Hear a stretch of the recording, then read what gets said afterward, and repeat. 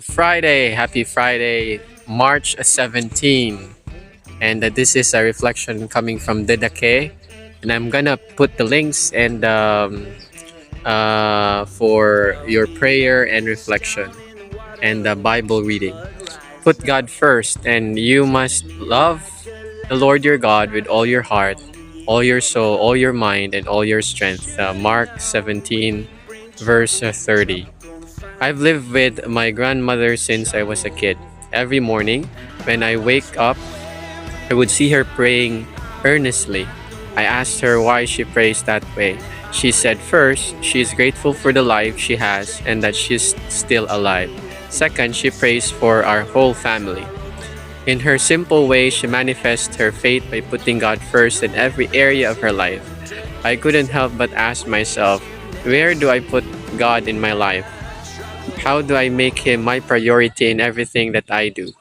I have to admit that often God comes last in what I do.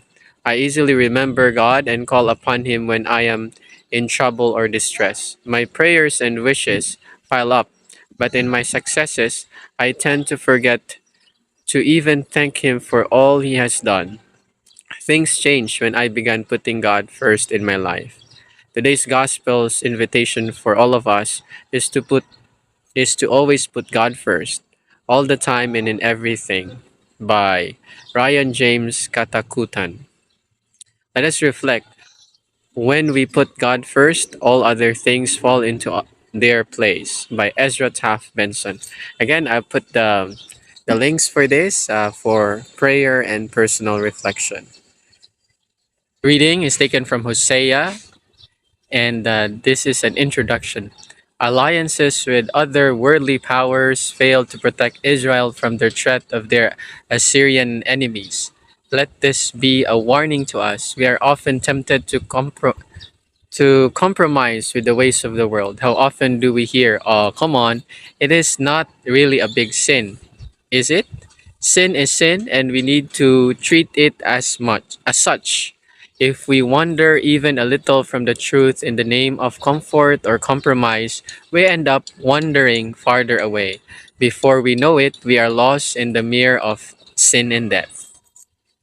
Again, I'm gonna place the links down below for personal reflection. The sponsorial psalm, let our response be, I am the Lord your God, hear my voice. An unfamiliar speech I hear, I relieve his shoulder of the burden. His hands were freed from the basket. In distress you called, I rescue you. I am the Lord your God, hear my voice. Our gospel introduction is our gospel for today is taken from Mark. Loving God is the first priority of Christian precisely because it is the best protection from temptation to sin.